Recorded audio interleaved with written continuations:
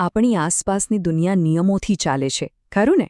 પણ ક્યારેય એવું વિચાર્યું છે કે એક સાવ સાદો આકાર, ધારો કે એક ત્રિકોણ અને એક અત્યંત જટિલ દેખાતી રચના, આ બંને વચ્ચે કોઈ સંબંધ હોઈ શકે?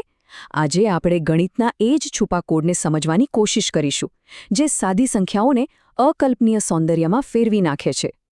જરા આ આકારને ધ્યાનથી જુઓ તો. પહેલી નજરે તો કોઈ બરફનો કણ લાગે, નહીં? પણ જેમ જેમ એને વધુ નજીકથી જોવામાં આવે તેમ તેમ એમાં વધુને વધુ વિગતો દેખાવા માંડે છે. એવું લાગે છે કે એની જટિલતાનો કોઈ અંત જ નથી. પણ શું માની શકાય કે આ અનંત જટિલતાનો સ્ત્રોત એકદમ સાદો છે? તો સવાલ એ જ છે, આટલો બધો જટિલ દેખાતો આકાર અને પેલો સાવ સાદો ભૂમિતિનો સૌથી પાયાનો આકાર ત્રિકોણ, આ બંને વચ્ચે શું સંબંધ હોઈ શકે? જવાબ કદાચ આશ્ચર્ય પમાડે એવો છે. ચાલો આ રહસ્યના તળિયે જઈએ. આપણી આખી વાતનું કેન્દ્ર છે આ રહસ્યમય આકાર. ગણિતશાસ્ત્રીઓ એને કોચ સ્નોફ્લેક તરીકે ઓળખે છે. એનું નામ જ એની અનંત પ્રકૃતિનો થોડો સંકેત આપી દે છે.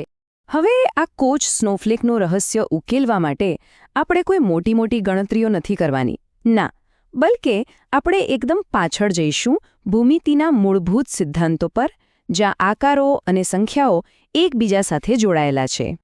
ચલો એકદમ બેઝિકથી શરૂ કરીએ. આ છે ત્રિકોણ. એની ઓળખ શું છે? કઈ સંખ્યા એની સાથે જોડાયેલી છે? દેખીતી વાત છે, એની 3 બાજુઓ. હા, સંખ્યા છે 3. બસ આટલું સરળ. હવે એ જ ક્રમમાં આગળ વધીએ. આ છે ચતુષ્કોણ. અહીં પણ એ જ નિયમ લાગુ પડે છે. બરાબર 4. તો અહીં આપણને એક બહુ જ પાયાનો પણ શક્તિશાળી નિયમ જોવા મળી રહ્યો છે. દરેક આકારને એક સંખ્યા દ્વારા વ્યાખ્યાયિત કરી શકાય છે. આ જ છે ભૂમિતિનો છુપો કોડ. અને આ નિયમ તો બસ આગળ ને આગળ વધતું જ જાય છે. પંચકોણ એટલે 5 બાજુઓ, ષટકોણ એટલે 6, સપ્તકોણ એટલે 7. એમ આગળ ચાલ્યા જ કરે છે. દરેક આકારની ઓળખ એની બાજુઓની સંખ્યામાં જ છુપાયેલી છે. બધું જ એકદમ વ્યવસ્થિત. ગણિતની ભાષામાં આવા પરફેક્ટ આકારો માટે એક ખાસ શબ્દ છે. આપણે એને કહીએ છીએ નિયમિત બહુકોણ. નિયમિત કેમ? કારણ કે એમાં બધું જ બેલેન્સમાં હોય છે. બધી બાજુઓ સરખી અને બધા ખૂણા પણ સરખા. તો આ બધાનો મતલબ શું થયો? મતલબ એ કે જે આપણને આકારોની દુનિયા જેવું લાગે છે ને, એ ખરેખર તો સંખ્યાઓની જ દુનિયા છે. આકારો તો બસ સંખ્યાની પેટર્નને જોવાનો એક રસ્તો છે. આ જ તો છે ભૂમિતિનો પાયો. પણ વાત અહીં પૂરી નથી થતી. આ તો ખાલી શરૂઆત છે.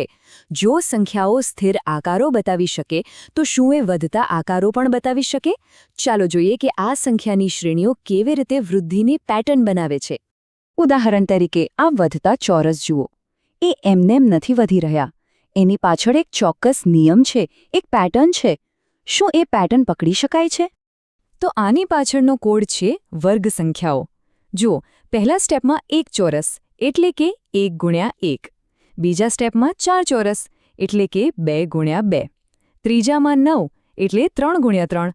જોયું? એકદમ સુંદર અને સરળ ગાણિતિક નિયમ, જે આપણને આંખો સામે દેખાતી વૃદ્ધિ બનાવે છે. અને આ જાદુ કંઈ ખાલી ચોરસ માટે નથી. આ જ વૃદ્ધિનો નિયમ ત્રિકોણ પર પણ લાગુ કરી શકાય છે.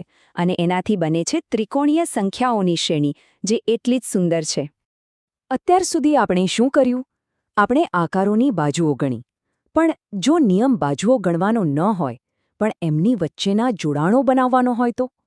ચાલો એક સાવ અલગ જ પ્રકારની વૃદ્ધિ જોઈએ. આ જે દેખાય છે એને સંપૂર્ણ આલેખ કહેવાય છે. અહીં નિયમ સાવ અલગ છે. નિયમ એ છે કે જ્યારે પણ એક નવો પોઈન્ટ ઉમેરાય ત્યારે એને પહેલાંના બધા જ પોઈન્ટ સાથે જોડી દેવાનો. જુઓ તો ખરા, એક સાદો નિયમ કેટલી ઝડપથી જટિલતા ઊભી કરી શકે છે. સારું, તો હવે આપણી પાસે બધા ટૂલ્સ છે. આપણે જોયું કે સંખ્યાઓ કેવી રીતે આકારો બનાવે છે અને સાદા નિયમો કેવી રીતે વૃદ્ધિ અને જટિલતા પેદા કરી શકે છે. હવે ચાલો આપણા મૂળ રહસ્ય પર પાછા ફરીએ, પેલો કોચ સ્નોફ્લેક. તો પેલો અનંત જટિલ દેખાતો સ્નોફ્લેક એ બને છે કેવી રીતે? એનો નિયમ જાણીને તો નવાઈ જ લાગશે. એકદમ સરળ છે. પગલું 1, એક સાદા ત્રિકોણથી શરૂ કરો. પછી પગલું 2, દરેક બાજુના 3 ભાગ કરો અને વચ્ચેના ભાગ પર એક નવો ત્રિકોણ બનાવી દો. હવે સૌથી મહત્વનું પગલું 3. આ જ નિયમ દરેક નવી બનેલી બહારની બાજુ પર ફરીથી લાગુ કરો. અને બસ આ જ પ્રોસેસ વારંવાર અનંત સુધી કરતા રહો. અને પરિણામ શું મળે છે? એક સાવ સાદો ત્રિકોણ અને એક સાવ સાદો નિયમ. એને વારંવાર પુનરાવર્તિત કરવાથી આ અકલ્પનીય રીતે જટિલ અને ખૂબસૂરત આકાર બને છે. આ જાણે કે કુદરતનો કોઈ છુપો એલ્ગોરિધમ હોય એવું નથી લાગતું? તો આ આખી વાતનો સાર એ છે કે જે વસ્તુઓ આપણને ક્યારેક ખૂબ જ જટિલ અને અસ્તવ્યસ્ત લાગે છે એની પાછળ ઘણીવાર એકદમ સરળ, સુંદર ગણિતનો નિયમ છુપાયેલો હોય છે. જટિલતા બીજું કંઈ નહીં પણ સાદગીનું જ પુનરાવર્તન છે. અને આ આપણને એક બહુ જ ઊંડા સવાલ પર લાવીને મૂકી દે છે. જો ગણિતનો એક સાદો નિયમ આવું અદ્ભુત સૌંદર્ય રચી શકતો હોય તો આપણી દુનિયાને બીજા કયા છુપા એલ્ગોરિધમ આકાર આપતા હશે? ઝાડની ડાળીઓથી લઈને નદીઓના વહેણ સુધી એવા કેટલાય અદૃશ્ય નિયમો હશે જેની શોધ હજુ બાકી છે. ખરું ને?